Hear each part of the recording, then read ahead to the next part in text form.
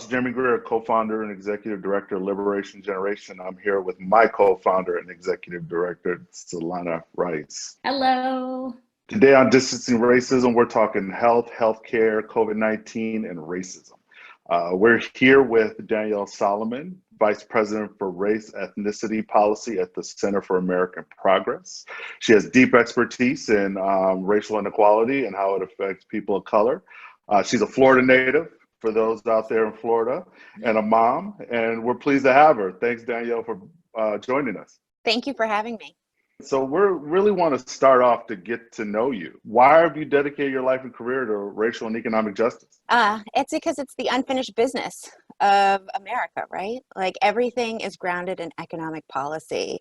And the deeper and deeper I got in working on the racial wealth gap issue, the more and more it became relevant to me that if we don't reduce inequality, if we do not shrink this racial wealth gap, Black people in particular, but people of color more broadly, will never fully realize this American ideal that we have. And so we have to start tackling inequality in American economic systems. Brilliant. Well, I'm glad you're on it. The pandemic is clearly showing that our healthcare system is a pillar of our economy. Public health is a principal indicator of our economic well-being. There really is no opening businesses and going back to school if we cannot get treatments and vaccines and really have assuredness that we are going to be healthy as we move about through the economy. I want to hear from you. Let's talk about how we got to this crisis moment. What are some of the economic choices that have made it hard for us to deal and meet the healthcare needs of this pandemic? Well, that's a great question. I mean, I think that there are a number of issues. I want to start, though, with ensuring that the folks watching this realize that we are not in this position because of individual choices that people have made. We are in this position because of how systems, structures, policies, and practices have impacted people of color.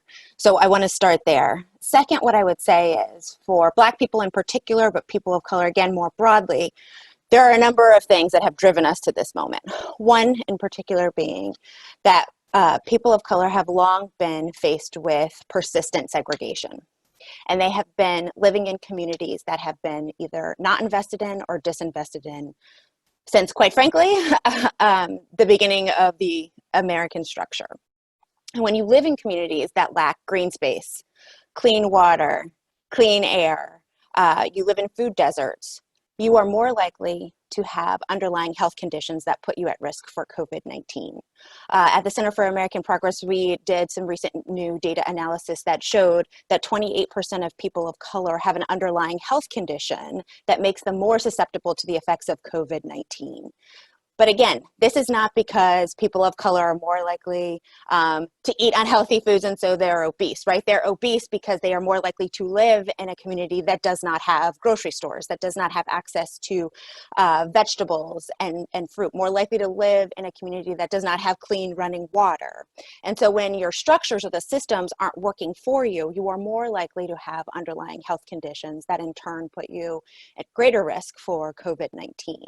Also, people of color have long been segregated into certain occupations. They're more likely to be in occupations that are service sector jobs. Those are the jobs that require you to interact with people. So the number one public health intervention for COVID-19 is socially distancing yourself from folks. Well, if you are a barber, a grocery store worker, if you are a childcare worker, if you are these essential workers that we all are now seeing as essential to the American economic system, the driver of our American system, if you can't socially distance, again, you are more likely to be in a situation where you will contract COVID-19.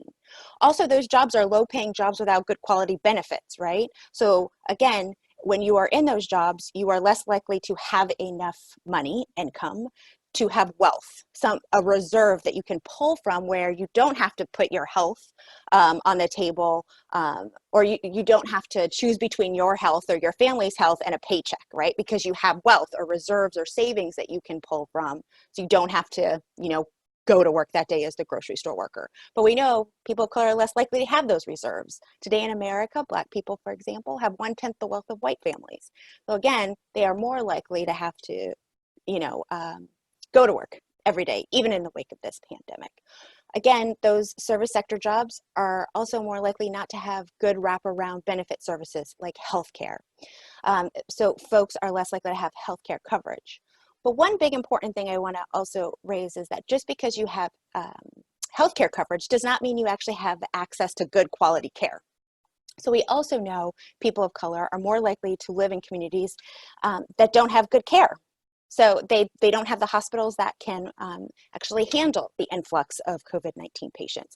They don't have the quality of care that they need.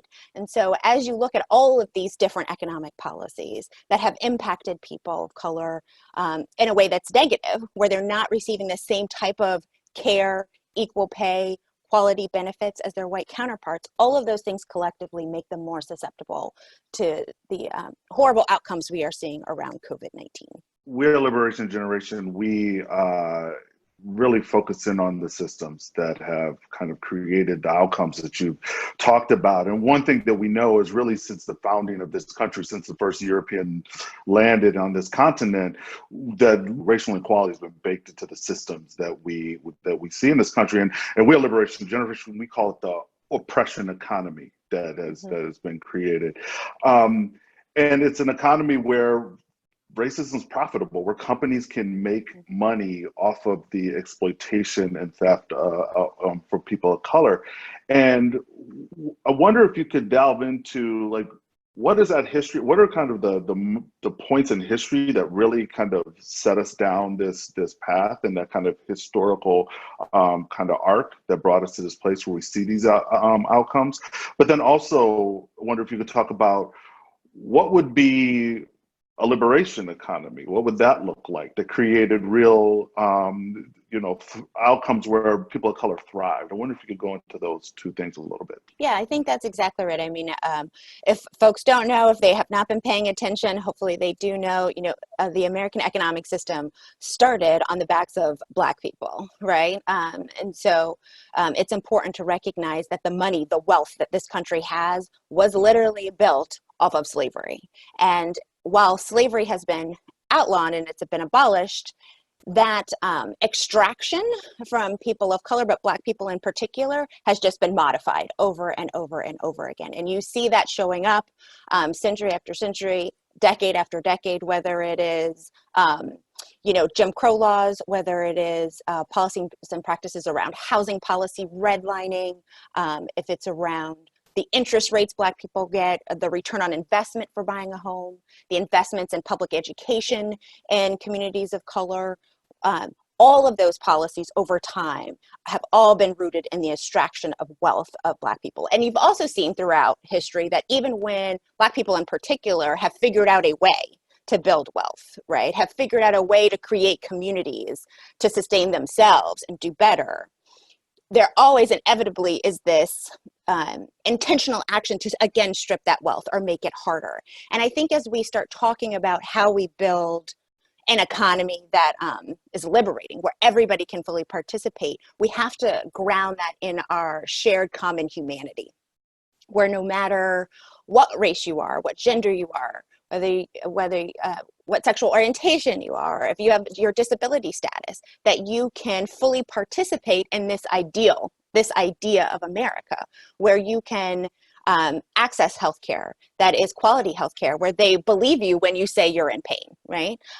Where you can take a job that's free from discrimination and harassment, where they pay you equal wages for equal work.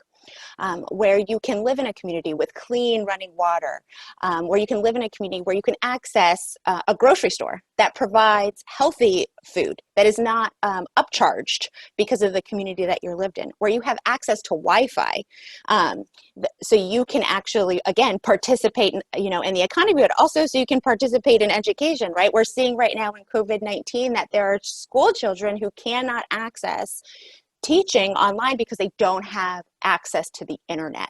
So all of these different policy issues and areas that really are basic necessities for all Americans to live that full life need to be available in an equitable manner. And what we have seen time and time again is that that is not the case. It is reserved for the few and it is not opened up to all. And so as we continue this hard work, this structural work of really ensuring that the outputs that we see are equal, we have to center our common shared humanity, where it shouldn't matter that you're a woman. It should not matter if you're gay. It should not matter if you have a disability status. What should matter is that you are here, you are working, and you have the right to eat, have shelter, and fully participate. Danyelle, this sounds like a great place that you're laying out for us. What is preventing us from achieving all of these fantastic, deserved policies? Racism. Plain and simple. And I know that may be taken as snarky or flippant, but it's true. Racism, is really what is stopping us from getting to that ideal, where people can be free to go to Starbucks, free to be in a park, free not to have a knee on the neck, right? Free to have good public education, free to have a bank account. I mean, the things that I think that folks just take for granted are not available to all of us. And it is upon our elected officials, but it's also upon each one of us to ensure that all those barriers, all those structures that don't allow people to fully participate, be able to go cast a vote without having to wait 5 hours in line, are removed. All of those barriers, though, are very much rooted in anti-Blackness and racism, and we have to confront that. We have to say that. We have to put it on the table if we actually want to get over that hump. And I want to say that I do think we are in this unique moment because of the racial reckoning that we're in, as well as COVID-19 not only spotlighting inequality, but also exacerbating all of the disparities and inequality that have long been with us. We're in this unique moment where I do think if we all stand together and say, yes, our country is rooted in this. Yes, we should ground our public policy in our common humanity. We may be able to actually turn the tide and get to a place where we are liberated from oppression. And that is my hope, and that is why I do the work that I do. I wonder if you could just let us know, like, there's so many reasons to be down. There's so many reasons to feel the darkness. What's giving you life and making you feel like the work that we're doing is going to mean something? I would say two things. One, definitely my children. So for me, I want my children to live in a better America than, I am currently living in. So that is one. They are my driver. They are my North Star. I have to keep going so they have better. And two, on days when I feel tired, right, frustrated and angry, I have to remember, and I do remember, that I stand on the shoulders of those that came before me, who had it harder than I have it, and who continued to persist. And I would not be here if it weren't for them. And I need to ensure that I am here for my children. And it's all part of this ongoing march to what I think we all want, right? That we can, be free and enjoy life. And, if you want to start a business, you can. If you want to go into Starbucks free from harassment or having the police called on you, that you can. Like, we're all working towards that same goal. And it's important to remember where you came from and the shoulders you stand on, but it's also important to remember who you're fighting for, which is the future. Well, Danyelle, that was dope. Now all of you know why she is our friend and who we go to when we need to talk about these issues. Thank you for joining us on Distancing Racism. Thanks, guys.